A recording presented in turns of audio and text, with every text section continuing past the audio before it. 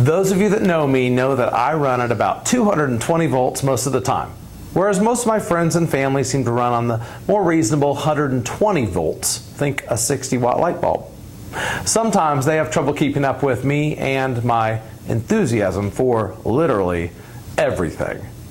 One of the many benefits of my profession, however, is that I get to sit down with people at all stages and ages of life, and I get to take their temperature, so to speak. I've seen lots of folks who've slowed down over time, either because they decided they wanted to, or an outside force made them. From my perspective, 2 years ago, I tore a ligament in my wrist playing basketball. And last year, I tore my hamstring running a 40-yard dash in a parking lot. Now, I can roll my eyes now and say, what was I thinking? But maybe it was God's way of just saying, hey, Dave, slow down. These injuries, well, they ruined my golf career for sure, and resulted in one of my 2019 goals, which is just don't hurt yourself. But you may find this funny, but I want you to know that I'm taking this very seriously. And I go into things now gauging how I might hurt myself. It's not just a realization of my own age, but the knowledge that there are people who depend upon me and who I want to be around for.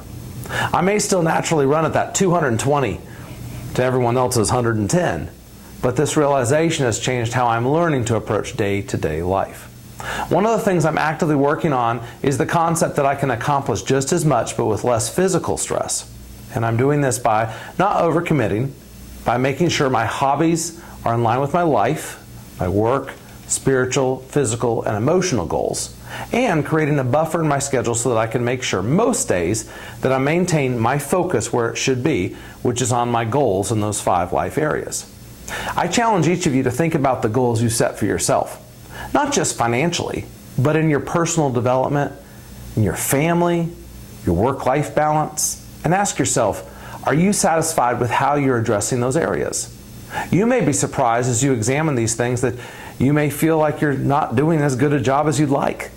Whether that's because you're strapped for quality time or you're in a stage of life that simply doesn't permit alignment. You may be running too hard for any number of reasons. But think about the speed that you're traveling, and I know I constantly am, and some of you may find that you need to speed up a little bit in order to accomplish those life, work, and spiritual and emotional and physical goals. But some of you also may be running close to that 220, and you find that it's not as comfortable for you. And your natural state may say that you need to slow down to stay mentally, emotionally, and physically strong. Now, the good part about this is we're all in this together. And if you're reading this and it sparks some thoughts, I'd love to hear them, especially those of you who have learned to slow down. Please, give me some guidance. Maybe we can learn from each other. I'd love to hear your nuggets or thoughts of wisdom.